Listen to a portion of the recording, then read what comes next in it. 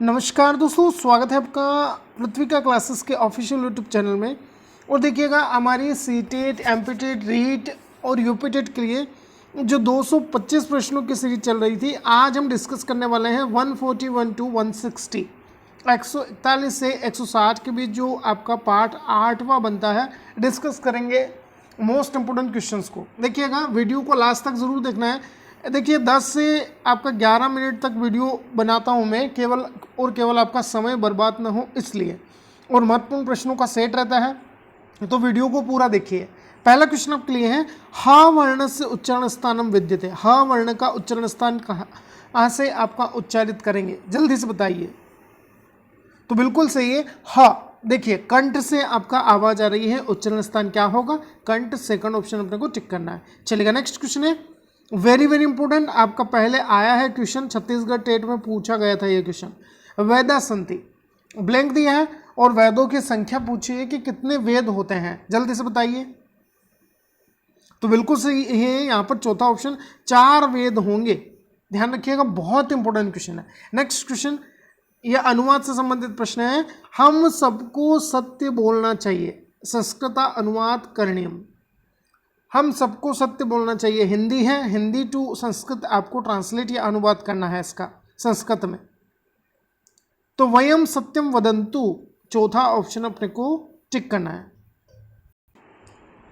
देखिएगा next question है संस्कृतम इत्यर्थ का उपसर्ग। अब देखिएगा जो शब्द दिया है मैं संस्कृतम, इसमें उपसर्ग कौन होगा। उपसर्ग जो आपका शब्दांश के या शब्द के आगे लगता है, प्रत्यय शब्दांश के पीछे लगता है। ये नॉर्मल आपका कॉन्सेप्ट है, सामान्य सा आपको पता होगा। तो संस्कृतम में आपका उपसर्ग कौन होगा, वेरी वेरी इंपॉर्टेंट है, क्वेश्चन पहले आया है, ध्यान रखिएगा। तो यहां पर देखिएगा सम आपका उपसर्ग होगा, क्या बनेगा, पहले ऑप्शन के लिए जाएंगे। Next question very very important, read में आया है, बताइएगा। लता शब्द से सप्तमी बहुवचनी रूप भवती। लता शब्द का सप्तमी बहुवचन क्या बनेगा, जल्दी से बताइए। तो बिल्कुल सही है, यहां पर अपना बनेगा लता नाम। तीसरा ऑप्शन के लिए जाएंगे, आपका लता नाम बनेगा। लता शब्द का सप्तमी विभक्ति बहुवचन क्या बनेगा, लता नाम। तीसरा ऑप्शन टिक करना है। नेक्स्ट क्वेश्चन है, यह भी आपका रीट में पूछा है, ध्यान रखिएगा।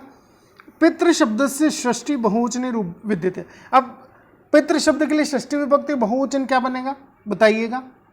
तो बिल्कुल सही है, पितृ नाम बनेगा। देखिएगा त्र में आपका यह वाला त्र है, ध्यान रखिएगा, पितृ नाम।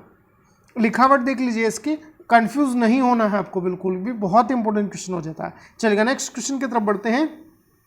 त्रयाणा लोकानाम समाहार समस्त पद वर्तते। अब देखिएगा इसका समस्त पद क्या बनेगा, त्रयाणाम लोकानाम समाहार। 3 लोकों का समाहार को हम क्या कहेंगे, तो ये त्रिलोक बनेगा। सेकंड ऑप्शन टिक करना है। चलेगा, नेक्स्ट क्वेश्चन है उत्थाय इत्यर्थ का प्रत्यय। देखिए प्रत्यय से रिलेटेड क्वेश्चन भी पहले आया है।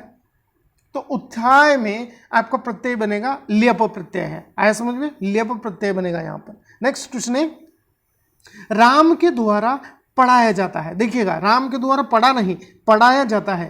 पूरा जो है आपका यहां पर समझिएगा वाक्य क्या दिया है, राम के द्वारा पढ़ाया जाता है। इसको हमें संस्कृत में अनुवाद करना है, क्या बनेगा, पढ़ाया जाता है। ध्यान रखिएगा, राम खुद नहीं पढ़ रहे हैं, यहां पर राम के द्वारा पढ़ाया जा रहा है, टीचर हो सकते हैं राम। तो रामेण पाठ्यते, आया समझ में, रामेण पाठ्यते, आया समझ में। तीसरा ऑप्शन अपना यहां पर सही होगा। नेक्स्ट क्वेश्चन है व्याकरण शिक्षण से विधि नास्ति। व्याकरण शिक्षण की कौन सी विधि नहीं होगी, बताइए। तो विश्लेषण करना या विश्लेषणाम विधि जो है आपका व्याकरण शिक्षण के अंतर्गत नहीं आती है। चौथा ऑप्शन अपने को टिक करना है। नेक्स्ट क्वेश्चन है शिक्षण विधि नास्ति। शिक्षण की विधि कौन सी नहीं होगी, बताइएगा। तो सूक्ष्म शिक्षण या माइक्रो टीचिंग जिसे हम कहते हैं, यह आपका शिक्षण विधि के अंतर्गत नहीं आता है। ध्यान रखिएगा, बहुत इंपॉर्टेंट क्वेश्चन हो जाता है। इतना आया समझ में। नेक्स्ट क्वेश्चन है पूर्णात अंश प्रति विधि रस्ती। पूर्ण से आपका अंत की ओर, पूर्णात अंश प्रति कौन सी यहां पर जो विधि है उसे कहेंगे। तो पूर्ण से अंश की ओर देखिएगा, आपका सबसे महत्वपूर्ण विश्लेषण, मतलब एक पूर्ण भाग होता है, उसका विश्लेषण मतलब आप छोटे छोटे टुकड़ों में उस समस्या को या आपका कोई बात हो सकती है उसको बांट रहे हैं। मतलब आप क्या कर रहे हैं, पूर्ण से अंश की ओर चल रहे हैं, मतलब टुकड़े कर रहे हैं, खंड कर रहे हैं, तो विश्लेषण विधि होगा। नेक्स्ट क्वेश्चन है शिक्षण का सिद्धांत नहीं है, बताइएगा। तो देखिएगा आपका शिक्षण के सिद्धांत के अंतर्गत अभिरुचि या एप्टीट्यूड नहीं आता है। आया समझ में? बहुत इंपॉर्टेंट है, शिक्षण के सिद्धांत में अभिरुचि का सिद्धांत नहीं आता है, ध्यान रखिएगा। नेक्स्ट क्वेश्चन है, ब्लूम कस्य शिक्षण आव्यूस्य विकासम अकरोत। देखिएगा ब्लूम ने कौन से शिक्षण आव्यूरचना का विकास किया है, बताइएगा, बहुत इंपॉर्टेंट। तो स्वामित्व अधिगम आव्यूरचना जो है ये आपका ब्लूम ने दी है, पहला ऑप्शन अपना यहां पर सही होगा। चलिएगा नेक्स्ट क्वेश्चन है, अधिगम साधन नास्ति, अधिगम का साधन इनमें से कौन नहीं होगा? तो बिल्कुल सही जवाब दे रहे हैं, फल जो है, फल फ्रूट आपका अधिगम का साधन के अंतर्गत नहीं आता है। यह क्वेश्चन भी आपका रीट में आया है पहले।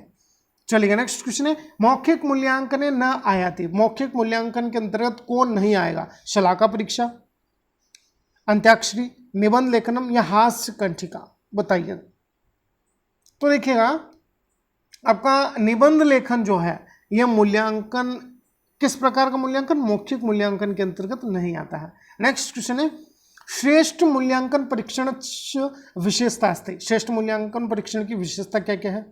तो यहाँ पर विश्वसनीयता होगी, वैध होना चाहिए, वैलिड, कि जैसे कि आपका कक्षा 5 के लिए आप टेस्ट तैयार कर रहे हैं तो कक्षा 5 तक का ही स्तर उसमें होना चाहिए। ऐसा नहीं कि आपने 7वीं कक्षा का आपका कोई विभक्ति हल करने को बच्चों को दे दी, कोई सवाल दे दिया, तो ऐसा नहीं होता है। उपयोगिता, बच्चों के उपयोग के लिए आपका प्रश्न पत्र होना चाहिए, सभी के लिए जाएंगे सर्वे, चौथा ऑप्शन टिक करिएगा। नेक्स्ट क्वेश्चन है, शिक्षायाम सर्वोत्कृष्टम उद्देश्य किम, शिक्षा का सर्वोत्कृष्ट उद्देश्य क्या होगा, बताइएगा। तो यहां पर देखिएगा, समाज और देश के लिए सुनागरिक निर्माणम, सुनागरिकों का निर्माण करना शिक्षा का सबसे सर्वोत्कृष्ट साधन माना जाता है। नेक्स्ट क्वेश्चन आपके लिए है, प्रायोगिक परीक्षा या परीक्षणते। अब देखिएगा जो प्रायोगिक परीक्षा होती है वो किस तरह से हम लेते हैं, या क्या आपका प्रायोगिक परीक्षा का एक मोटिव हो सकता है यहाँ पर। तो देखिएगा प्रायोगिक परीक्षा जो है यह कौशलों की परीक्षा होती है, मतलब स्किल डेवलप होती है यहाँ से बच्चे की, आया समझ में? तो कौशलों की परीक्षा को हम प्रायोगिक परीक्षा कह सकते हैं, पहला ऑप्शन अपने को टिक करना है। ये आपके मोस्ट इंपोर्टेंट क्वेश्चन थे। आज हम 161 क्वेश्चन तक आपका कंप्लीट कर चुके हैं, 225 में से आपका 161 क्वेश्चन जो है कंप्लीट हो चुके हैं।